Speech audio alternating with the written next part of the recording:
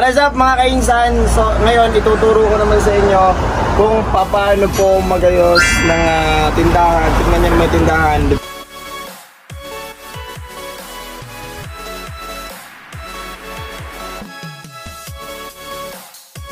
Tingnan nyo may tindahan, di ba? Pagka hindi maganda yung ayos, so hindi masyadong attractive sa customer at malayo pa lang, hindi na talaga hihintuan. So ngayon, ito madalang ko kasi maayos yung tindahan namin dahil nag-online selling ako. Kaya gagawin na natin ngayon, ayusin na natin lahat. Siyempre bubukat natin yung mga branded, pakita tayo ng mga display para ma-attract yung customer. Tara, para mabilis matanggal yung alikabok. So ito ipapakita ko na sa inyo, ganyan lang. So huwag mo na masyadong malaki kung di ka pa ganong kasanay. So ganyan lang, ikalat mo lang and then diba, ang daming alikabok. So ikalat mo lang ulit na ganyan, pagpagin mo lang ganyan, okay, matatanggal na yung alikabok. Siyempre ito na nga, tanggal na yan. Ngayon tsaka natin siya ililipat. Siyempre kailangan natin ng katulong. Hindi ko kaya gawin ito mag-isa, kaya eto si Paring Jumong, ang ating katulong. Tanggalin yung mas mo naman, Paring Jumong. Kaya nito po yung dancer natin sa live. Wow!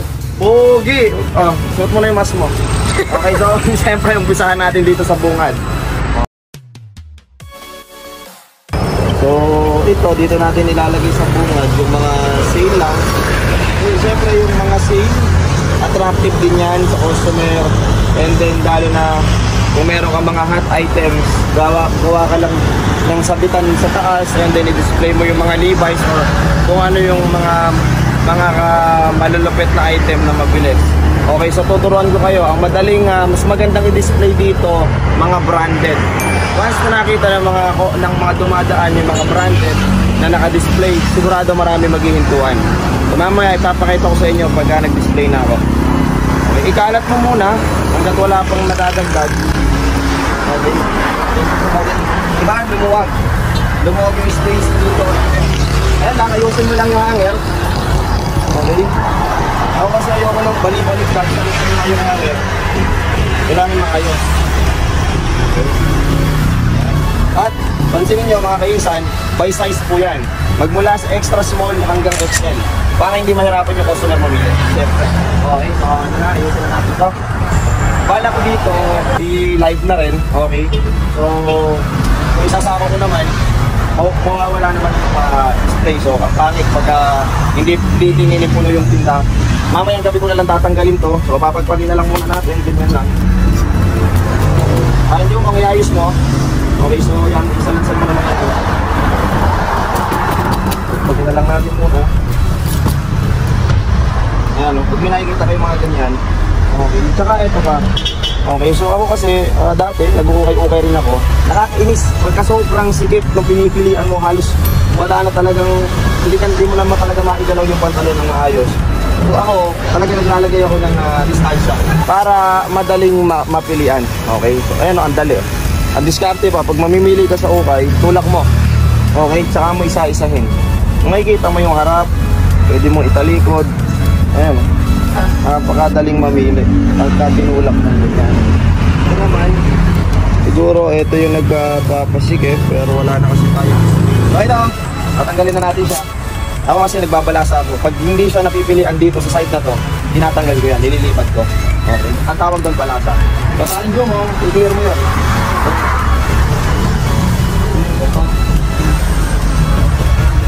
Tanggalin mo ito. Tanggalin mo muna dito. Tapos lahat ng alot na yan, pagilagay mo muna sa loob. Tapos ito yung dumating ko na mga pantalon. Ayan, mura lang to. Okay, so ako, ina-assort ko talaga. Siyempre, hindi naman pag bagong bukas, isang presyo na lang, puro 500 na lang, ganun. Ako, pagka may mga ganyang konting issue, okay, so binibenta ko na lang to ng 200 pesos.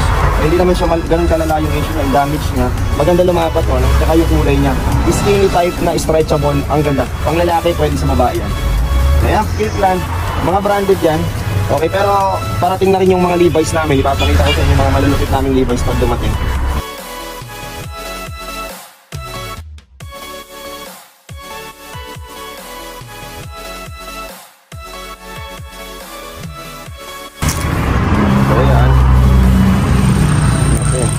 Alpha ko pala to. Ayan, tingnan nyo mga kainsan, mga branded. Calvin Klein, Gap, RL, okay, Ralph Lauren, okay, Cypress, okay, ang dami, puro branded yan. George, marami tayong mga branded dito na long sleeve. Magkano ko lang din binibenta. Okay, so ito, isesale ko to sa live ng 150 pesos. Gusto mo mapanood yung live ko, okay, ilalagay ko yung link sa ibaba, sa description down below mga ito kainsan. Po yung FB page namin mga kainsan. Yan, pa-like and follow po. And syempre click nyo yung zippers para ma-update po kayo pagka may mga bago kung live, ganon, or upload. So ito na nga mga kainsan, game na tayo nito.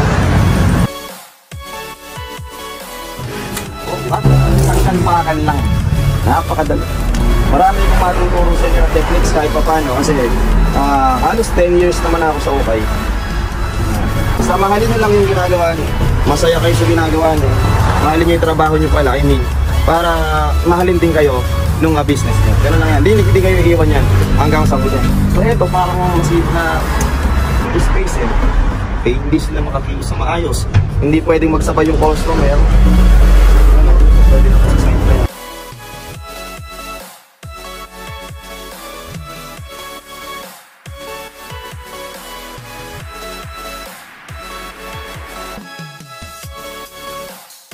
Anong violet na ganito. Okay. Iba-iba yung size dapat ng hanger nyo mga kainsan. Kasi yung sinturera ng mga pantalon, syempre nakadepende yan sa size. Ang mukha nito, maliit lang. So kailangan mo ng maliit na hanger. And then, syempre yung sumunod dyan, eto yung ganito naman, pangalawa, okay, pangalawa sa maliit, and then ito na yung pinakamalaki.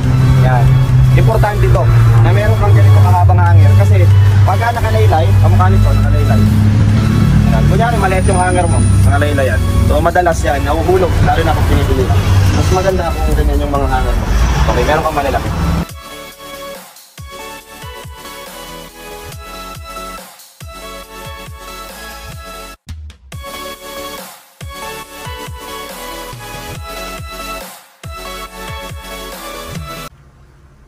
So yun na nga mga kainsan, tapos na ako magayo sa labas. Ipapakita ko na sa inyo kung ano yung resulta.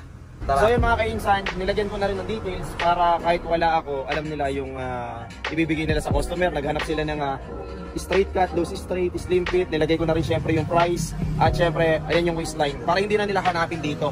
Okay, ayan na, 33. Ayan, pwede sa 32, 33 yan, length 34. Ayan, so ito complete details na yan. Siyempre, ayan nga yung kagandahan. Ang dami kanina nakabumili dahil nga sa display namin. Marami na rin nabawas dyan. Okay mga branded, tignan nyo naman. American Eagle, Wrangler, Levi's 505, vintage na yan. So mga Mexico, may mga USA pa dyan. And then ito yung iba. Hoodie jacket kanina nakalagay dito pero hindi ko kasi nagandahan. So doon ko nilagay yung hoodie jacket. Ayun, ginabi na ako sa pag-aayos. Ayan, binungat ko yung mga makukulay, matitingkad ang kulay para attractive sa labas. And then ito, dinisplay ko yan. And then pagkadaan nila, boom, nakikita nila, napapalingon sila kasi may mga Levi's. And then mga branded, Under Armour, Adidas yung nasa bungad. Ayan, maganda. Kasi summer na ngayon, so dry fit yung mga ibang i-display ko. And then marami rin kumukuha sa akin ng mga long sleeve. Depende po mga kaisa ko. Ano yung mabili lang kayo, yan yung mga i-display.